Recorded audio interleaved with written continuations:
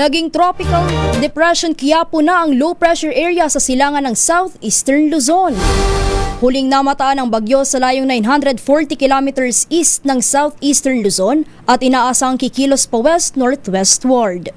Sa naunang pagtaya ng pag-asa, ang bagyong Quiapo ay maaring maglandfall sa Cagayan sa pagitan ng Biyernes at sa Sabado. Inaasang makakaapekto ang bagyo sa Ilagang Luzon at ilang bahagi ng Gitnang Luzon kahit tumama man ito o hindi sa kalupaan. Ayon kay Benison Estereja ng Pag-asa, malaki rin ang posibilidad na umakyat ito sa tropical storm category at lalong lumakas matapos tumawid sa Northern Luzon. Sinabi ng Pag-asa na ang posibleng pinakamataas na wind signal ng bagyo ay signal number 2.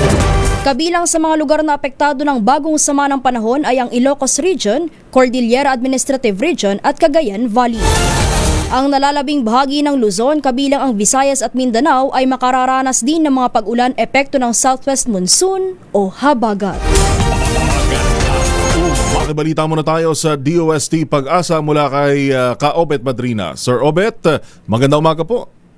Magandang umaga po, ginis sa lahat ng mga tagapakinig natin. Ang huling lokasyon po ng bagyong Quiapo. Ito po yung bagyong nabuo kagabi ay nasa 950 kilometers silangan ng Central Luzon. Tagla yung pinakamalakas na hangin na umaabot ng 45 kilometers per hour malapit sa gitna at pagbugso naman nasa 55 kilometers per hour kumikilos.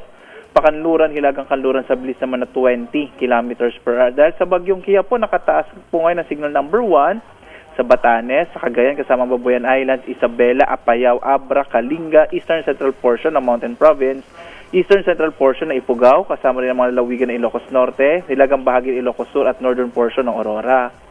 Base po sa ating track, posible po na dumaan dito sa may area ng Babuyan Islands, ang bagyo po by tomorrow at maaaring lumakas na po ito up to tropical storm intensity by tomorrow po araw ng Biyernes. Habang maaaring lumabas ito ng Philippine Area of Responsibility sa Sabado.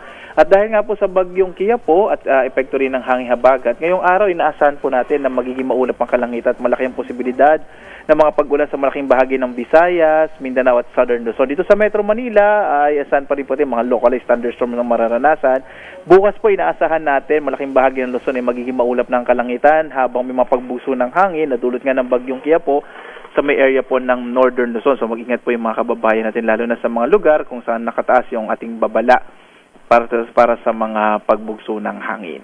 Sir, yes po, sir. Sir Obet, ano po ulit yung pinaka mataas na tropical cyclone category na maaring maabot nitong si Bagyong Quiapo? Possible po, tropical storm. Although yung pagiging severe tropical storm, which is pang signal number 3, hindi po natin nirule out, pero mas malaki yung posibilidad po na hanggang tropical storm category ito. At buong Pilipinas ho ba inaasahang uulanin dahil sa habagat? Opo, base po sa ating forecast, possible po na itong area lamang po sa may Visayas at Mindanao maapektuhan ngayon. This weekend po, Luzon naman. Alright, maraming salamat po, Sir Obet. Maraming salamat po, magandang umaga. Sir Obet Madrina ng DOST Pag-asa. Maganda.